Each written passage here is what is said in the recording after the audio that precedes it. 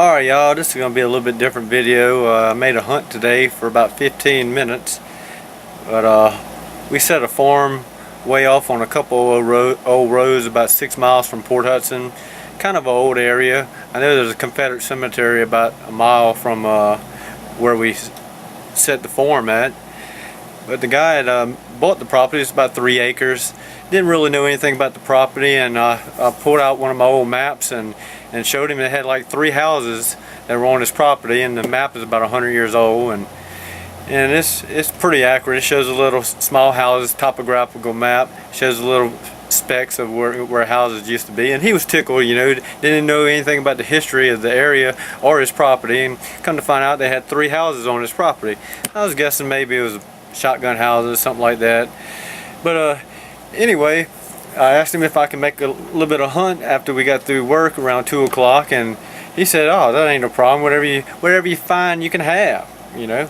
I said, "Well, you know, it's not all about that. I like to find a few things. Just go ahead and put a date on the area and the houses that were here, and kind of give you an idea of the history of your property that you bought." But anyway, so we got off at 2, and I started hunting, and in about 4 to 5 minutes into the hunt, I made a find. Surprised the hell out of me. I'll show it to you in a minute. And it was a coin. Yep. And very small coin. I pulled it out the ground and looked at the guy. He is about 50 yards away. Rubbed it a little bit and started walking towards him. I seen on one side it said half dime. Anyway, I pinched it in my 2 fingers and walked towards him. Kind of told him that I just found a half dime, half seated dime, Liberty half seated dime. And I told him I hadn't even looked at the date yet. I'm squeezing it in between my fingers. We'll see it together. And I wiped it off in 1851. Yep. But anyway, great find. I mean, the coin is in good shape. I'm gonna show you in a minute. But anyway, I said, you know, there you go, you know, very old area right here. Now, he was tickled. So I walked on back over after I made a few phone calls and stuff, and walked back over to the detector, and finally got around to starting to hunt again. 1 foot over from where I found the half dime, I found another half seated dime. I think it's 18. This is, let's see, 1850. We're fixing to show them to you. They're right here.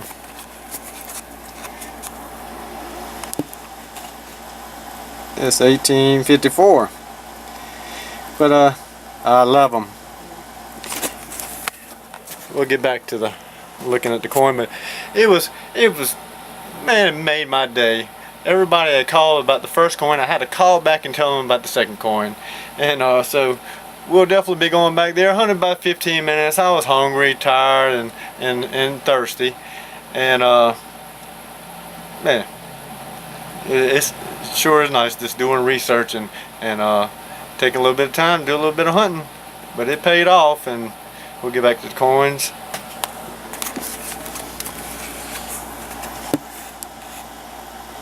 There they go. Now, about 2 months ago, I found an 1838, which is valued more than these. These 2 right here.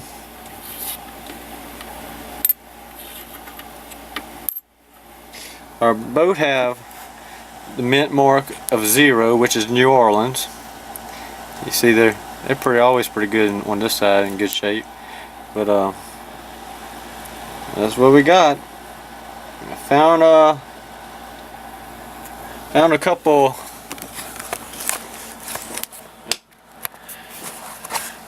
Found a couple kind of modern bullets, 22 bullet. Found a little small piece of brass. It was kind of shaped like a little square buckle.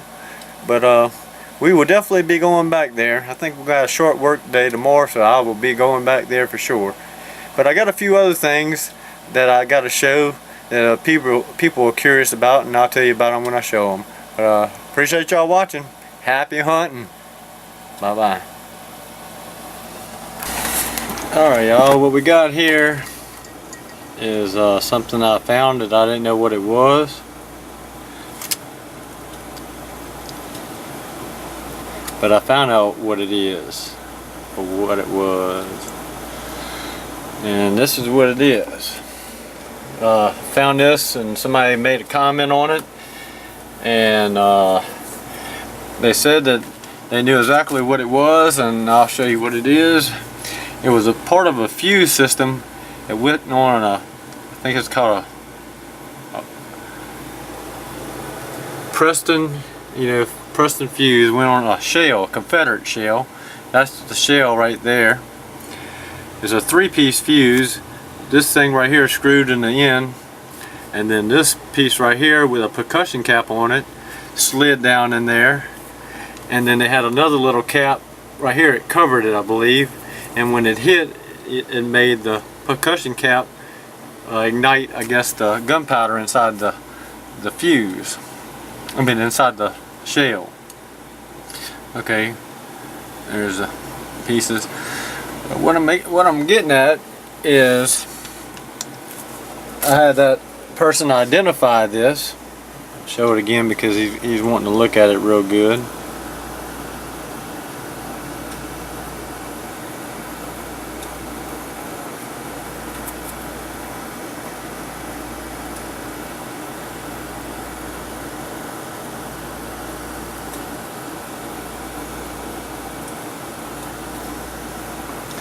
Okay, what I'm getting at with this is kind of a neat story here.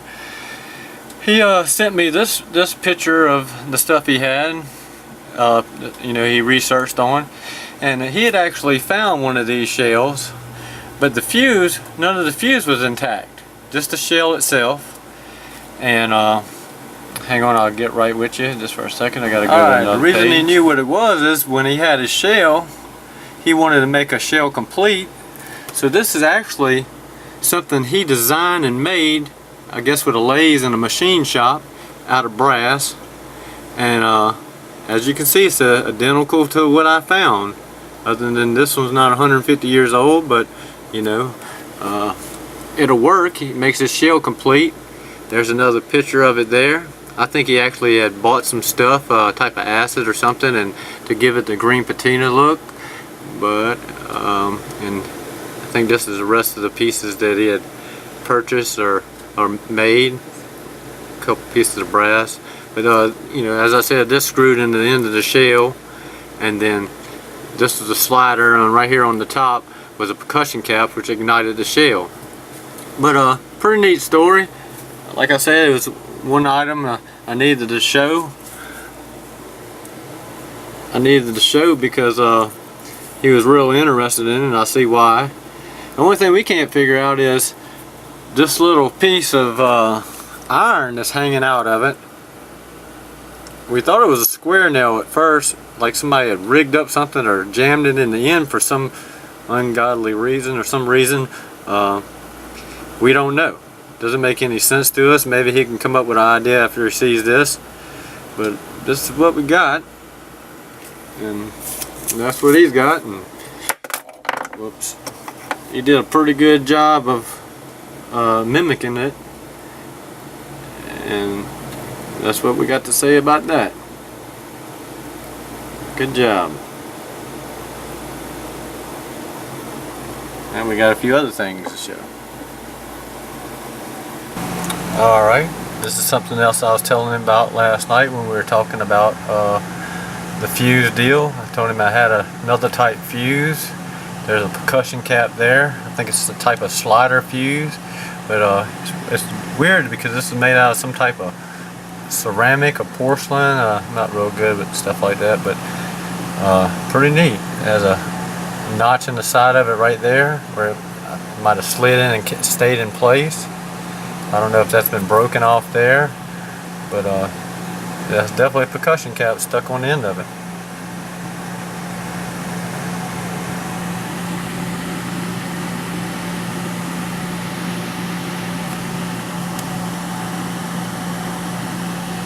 Okay, y'all looking at a shell called a Schinkel shell. Pretty neat. Only used during the Civil War. This one right here has got a date of 1861. Now, I think this might have been the type of. Now I don't know now. Type of fuse. I think they unscrewed this, turned something like this around so it was active, and then screwed it back, and then they ignited the shell when it blew the shell up. Got another cap, identical to this one. But anyway, they had problems with these shells here because when they were shot, they would flip-flop around, and they wouldn't detonate right here. They would flop, and they quit making them after the Civil War, and pretty much started at the Civil War and didn't have much luck. I know they used to have a paper charge right here, and if that paper charge got wet any, it wouldn't fit in the cannon. So where I found this one, there was also 16 others laying there, and those have been spread out through Louisiana and up north. They've been in other people's hands. But anyway, alright, we'll get to something else now and show something else. Show and tell. Okay, I told that guy last night that I might have had a piece of that other port that screwed into that shell that he sent me the, he customized the fuse, and this might be the port that screwed into it. This is Confederate stuff.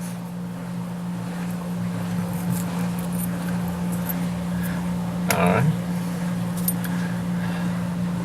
That's the top of a shell there. Exploded. This is a big piece of brass is at the bottom of a shell. This is another piece of, I forgot what they call it, a saber or something. It went on the bottom of a shell. I guess it helped. Might have been a Hoskin shell, I'm not quite for sure. But these are a bunch of things right here that were on a gun belt. Yep. Here's my cadet VMI button.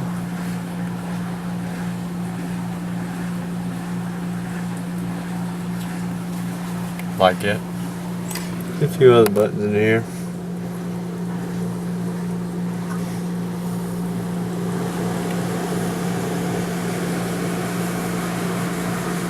Okay, here's a little story I got for y'all. I don't know. I've only found 3 U.S. plates. I only found 3 plates in my lifetime, and it was the best hunt of my ever metal detecting for me. This right here is 1 plate. It's actually I think it's a box plate there. Got this other box plate right here in very good condition. It actually has the soldier's initials on it, JW. Yep, pretty neat. Well, what I'm getting at is I got a little story here. So I found, this is all I found in one day, one hunt, 1 hour. I found this plate, all these 69 caliber bullets, 50 of them exactly, not 51, not 49, exactly 50 bullets. I'll go ahead and give you the little story. We were building a house on the battlefield, kind of close to the battlefield, and they had drained this pond. The pond had been there for like 60 years before pretty much metal detecting. And I got in that pond and I found all these 69 caliber bullets. This buckle here, that buckle there, this bayonet right here, this other belt buckle, US belt buckle,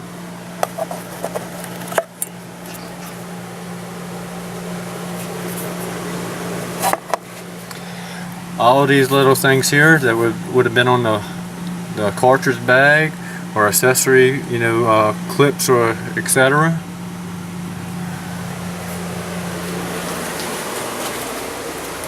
This little bullet right here, that looked like he had hanging around his neck.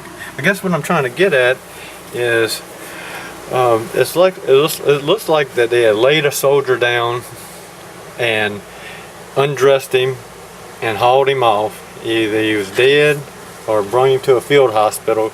But you know, like I said, I found all this in one hole pretty much, other than this belt buckle. I found it at the other end of the pond.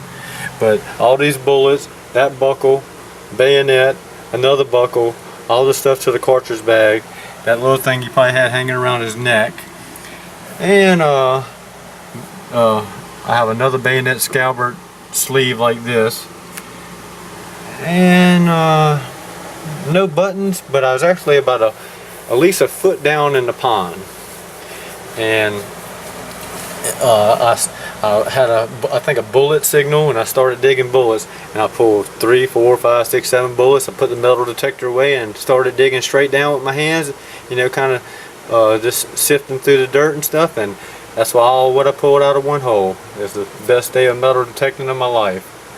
And my picture of my channel page or about me is that's all the stuff I had found in one day in one hunt. And it was the greatest hunt of my life. But since then I haven't found any plates, and I'm waiting, just like everybody else. But we'll give you a little look at a few other things we can talk about. I got a few 60 French triangle bullets. That's one there. Got a few right here. They're kind of scattered off through there. There's ones that's been maybe blown through. Kind of weird. I don't know. Anyway, we got this bullet right here has been carved on a little bit. Kind of weird. These bullets here got holes in them. They used to say that some of these bullets with the holes through them were bullets that they got shot by, and they dug out their body and they wore it around the neck like this is the bullet. It almost killed me, I guess you could say. There's an old bottle right there. It's got some bubbles and stuff in it. Where I found that shinkle shell, well, I found all them shinkle shells. This is so I know it's broken, but it's a 150-year-old, I guess maybe a shot glass. Pretty neat.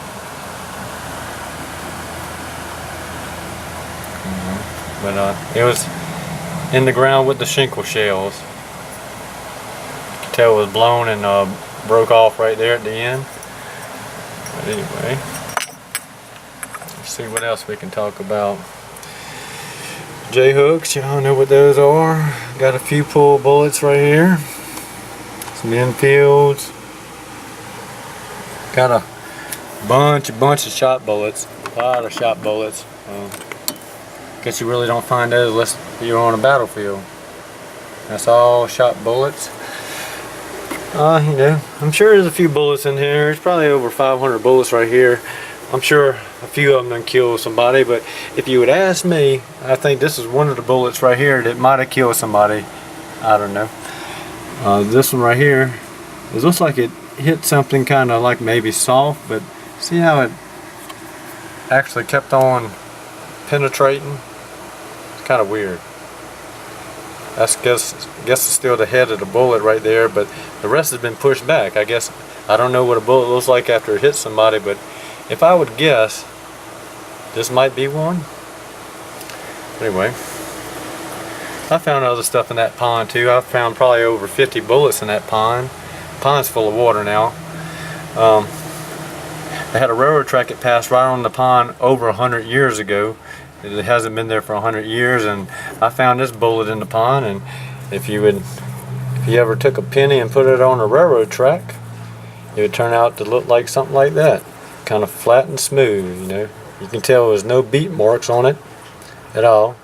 It didn't beat it.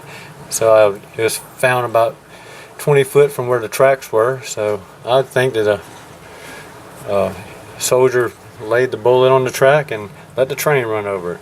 I thought that was pretty neat though. Alright. cut bullets there. Let's see what else we got. This is called a Thompson. It's a thing that they put in the end of the barrel to keep the mud and water from going in the barrel. They would shove it in the barrel. It had a cork in, and it'd keep this trash and stuff from going in it. Made out of brass and cork. Alright, I think I got another one over here.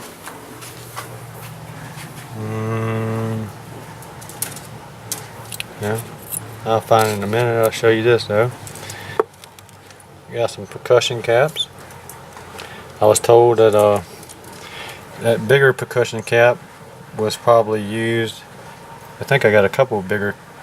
They were probably used on shells, the bigger ones, and I have some smaller ones in there mixed in with it. And let's see. Yeah, here's the other Thompson. I think that's pronounced right. I'm not sure. I think the shaft was bent over, but the shaft used to go out, and I think the shaft had the cork on it.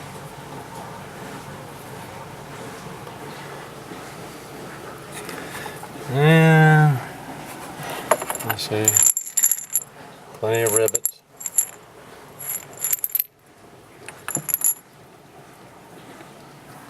Nice looking harmonica reed there. I'm sure that was real good for you. A harmonica covered with lead.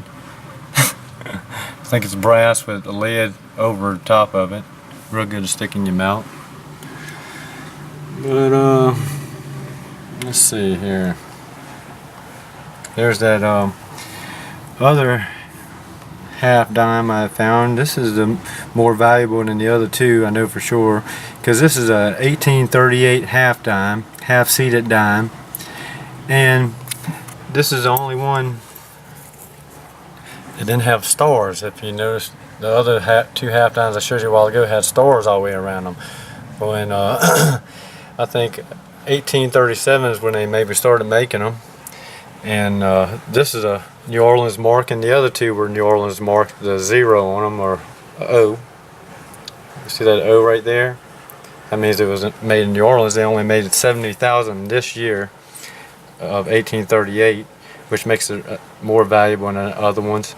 And I think Philadelphia in 1838 was putting the stars on them, and something with the weight of silver or something, trading with Mexican money or something with the Mexican. If they would have put stars on it, it would have been heavier, and it was actually more equal to maybe a peso at that time. Or there's a little story behind it though, which makes it more valuable than the other two I have. But another piece of brass that went at the bottom of the shells, kind of like this one right here. That was at the bottom of a shell. There's a certain name for these things, but let's see what else we got. This is a pretty old inkwell. You know, to write letters home or whatever. They got a neat looking color to it, that iridescent type blue. But anyway.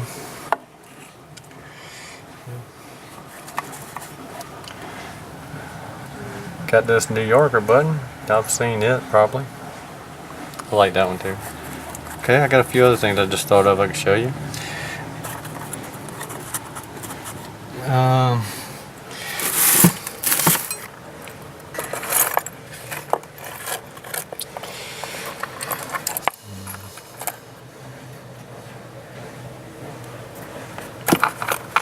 Somebody told me that this was maybe a side plate to a gun.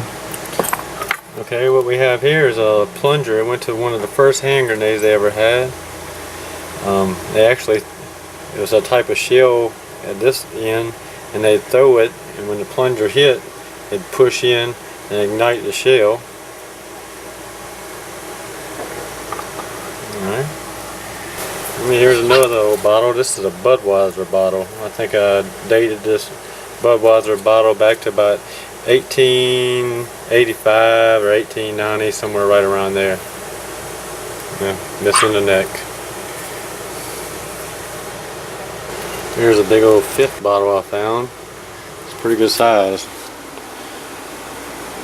Yeah, this is pretty old too.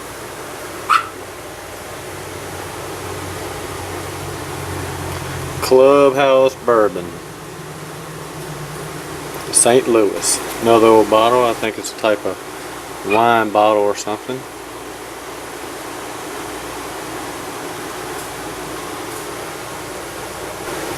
Found this old bottle in an attic in the house. I thought it was kind of neat. It's pretty old. Has a seam on it though. I have a piece of a mortar shell up here. Pretty heavy. I think this is a piece of a Hoskin shell. Good bits and pieces of shell everywhere. No whole cannonballs though. Let's see. That's a horseshoe. Or actually, that's not a horseshoe. This came off a mule. I think this is some more pieces of cannonball I have up here. Got some couple pieces right here, there, and there. There's the nose of a shell there. Type of wrench it was used, as they call them gun tools. I've seen them on the internet, so that's what I'm calling it too. Some of these bullets were used as poker chips. Some camp lead, pieces of lead, shot bullets. Yep. Alright, getting back to over here, we had ran out of battery power earlier. This type of button. Anybody knows what kind of button that is? You have any idea? Might need to clean it up more. It might tell me a little bit more. There's some junk in here, rimfire stuff, bunch of old buttons. These buttons actually have dates on them. I think this is like 1924. Those type pewter buttons and stuff usually have a date on them. This actually has a date here too. Let's see if we can get this.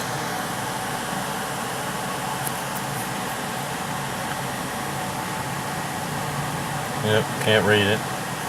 I think I've read it before though. Somewhere in the 20s, I believe. Here's another Statue of Liberty. Some type of pen. And I think we rounded it up with what we got. Here's a type of lead button made out of lead.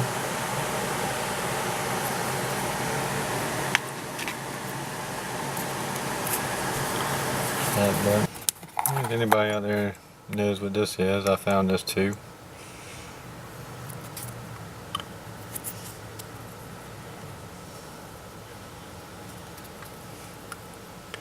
And we rounded up the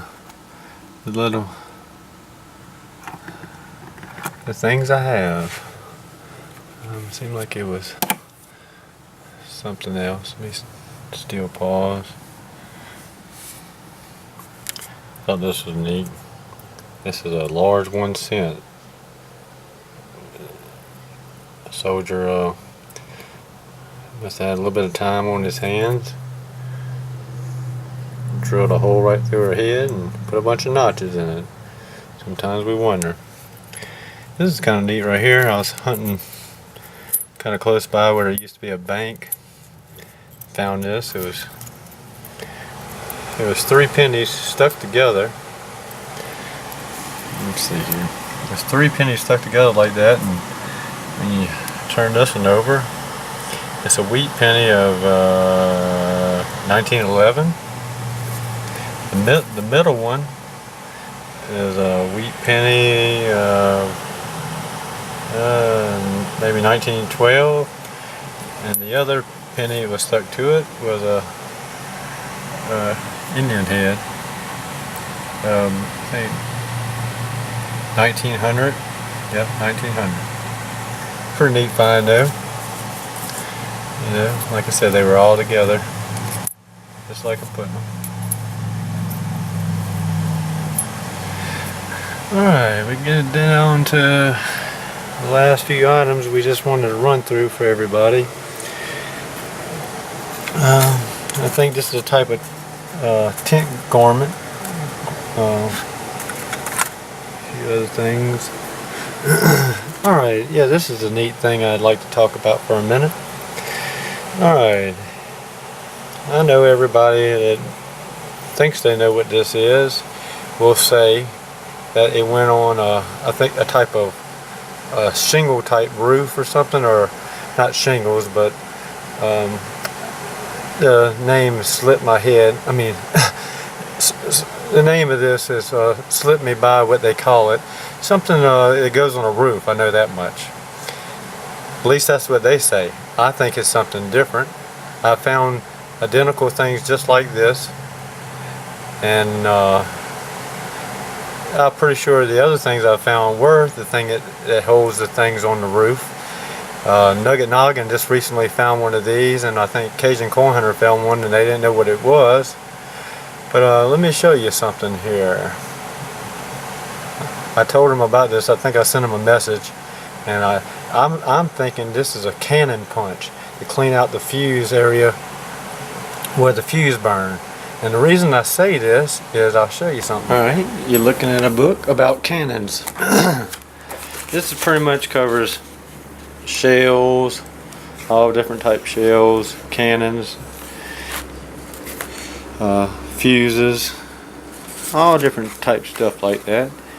You know, canister balls. But we'll get to what we're talking about. That makes me want to look at the book again because there's neat stuff in it. But let me find the page. Okay. Now getting back to my thing, why I think that this is not this thing I've kept is this is why right here. Alright. There you go.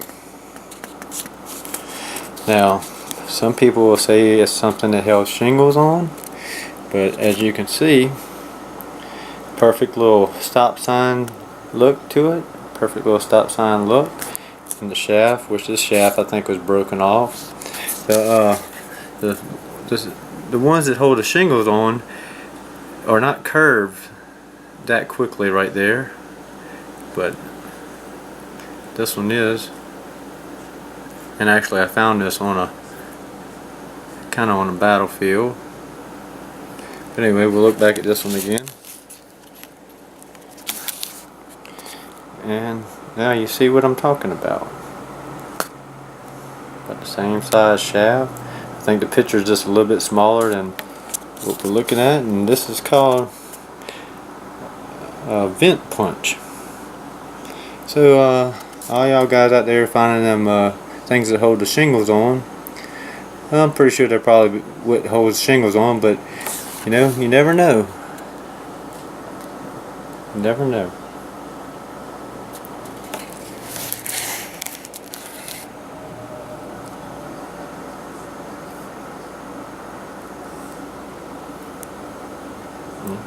Well, there you go.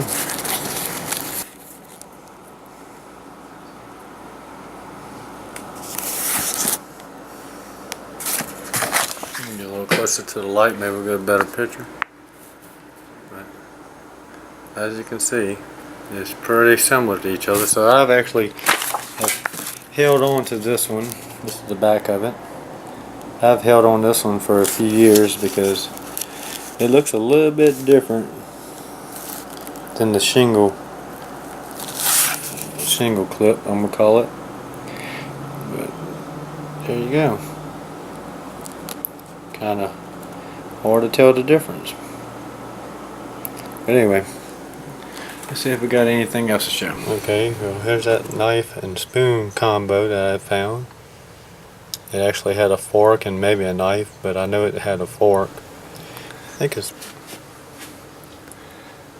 Alright y'all, we did a little show and tell. Appreciate y'all watching. If y'all watched the whole thing, see what we can find. We're going to make a few more hunts coming up pretty soon, maybe one this weekend. But stay tuned and happy hunting, and appreciate y'all watching. Thank you.